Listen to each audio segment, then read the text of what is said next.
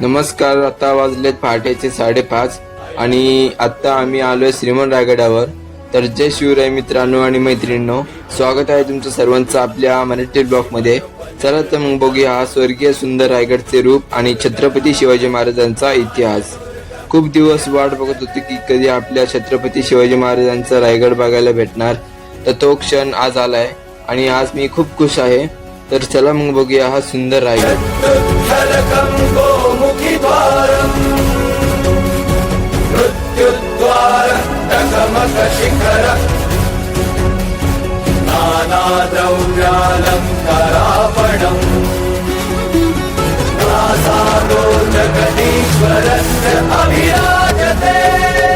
तर मी आणि माझा मित्र आम्ही दोघं सह्याद्री ग्रुपला जॉईन होऊन रायगड ट्रेकिंगला आलोय.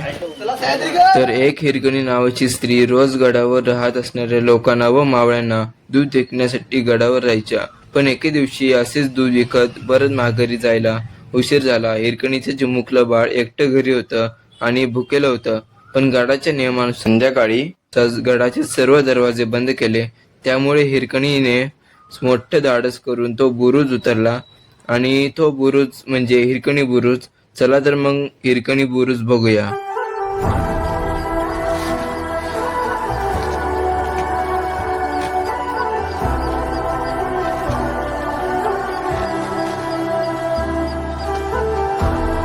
तर हा हत्तीतळ आहे जो महाराजांच्या काळात जनावरांसाठी पाण्याची व्यवस्था केली होती. आता या पाण्याच्या टाकीवर मारुती राया आणि अनेक देव दिसत आहेत. हे रायगडावरील मावळ्यांच्या बळाचं प्रतीक आहे.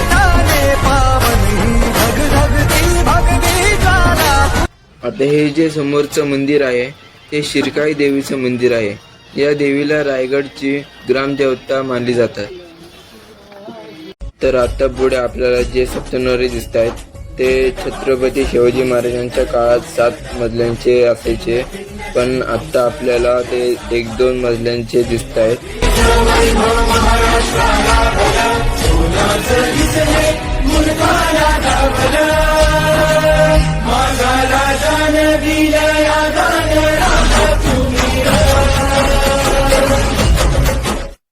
आता हे जे तुम्हाला खाली जागा दिसते ही छत्रपती शिवाजी महाराजांच्या काळातली गुप्त कक्ष आहे.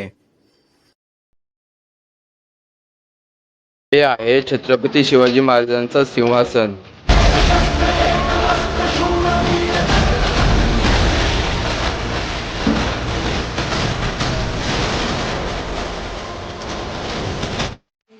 आता हा जो प्रवेशद्वार आहे तो छत्रपती शिवाजी महाराजांच्या सिंहासनासमोरील बालेकिल्ल्याचे मुख्य प्रवेशद्वार म्हणजेच नगारखाना आहे.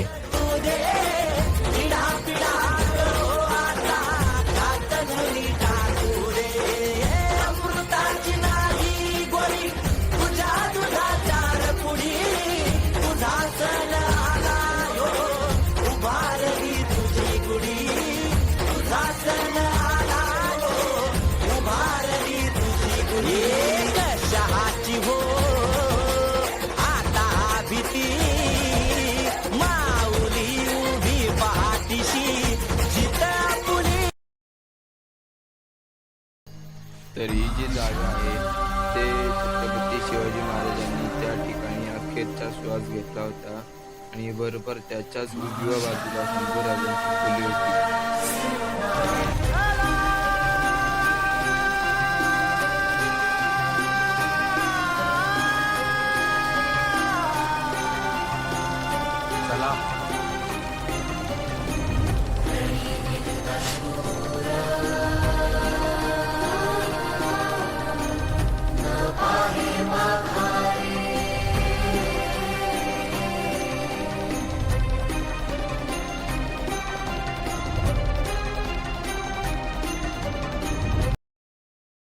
आता नगारखाना आणि बाजारपेठच्या बरोबर मध्यभागी असणारी जागा म्हणजेच होळीचा माळ आहे आणि महाराजांनी इसवी सन 1671 मध्ये याच माळावरती शिमगा साजरा केला होता.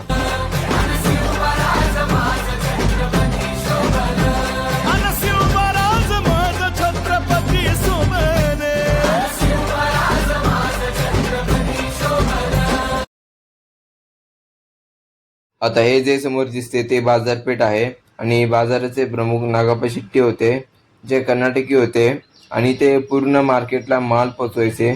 तर एके दिवशी नागाप्पा शेट्टी आणि महाराजांची भेट झाली. तेव्हा नागाप्पा शेट्टी महाराजांना बोलले, महाराज, मी या सगळ्या बाजाराचं कामकाज बघतो, माझं कुठेतरी नाव करण्यासाठी जागा द्यावी. तेव्हा महाराज बोलले, नाव न करता एक नागाचे चित्र काढा. म्हणून त्या भिंतीवर नागाप्पा शेट्टींचा व्यापार म्हणून नागाचं चित्र कोरलेलं दिसतं. मनामंदी ध्यानामंदी शिवबाचं नाव रे. आता समोर जगदीश्वराचं मंदिर दिसतंय. आतून तो महादेवाचं मंदिर आहे, पण बाहेरून शत्रूंना दिसायला मस्जिदीसारखा मंदिर बांधलं आहे. म्हणजे यावरनं समजतं की महाराजांचे विचार किती पुढचे होते.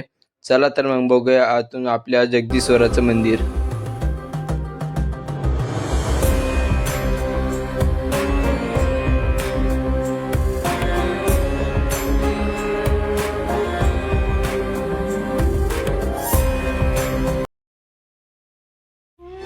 हिरोजी, संकोच करू नका, मागा.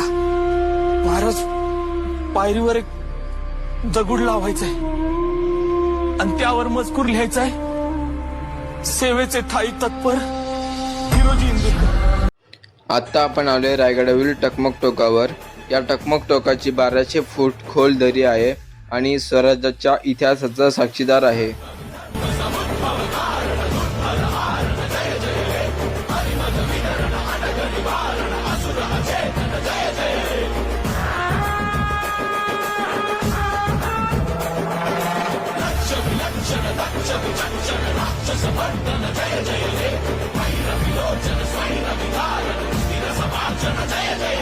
तर आजचा रायगडचा व्लॉग इथेच समाप्त करतो आणि तसेच हा माझा 5वा गड ट्रेक करून झाला आहे आणि खूप भारी वाटलं महाराजांचा इतिहास बघून. तर चला पुन्हा भेटूया पुढच्या ट्रेकला. जय भवानी, जय शिवाजी.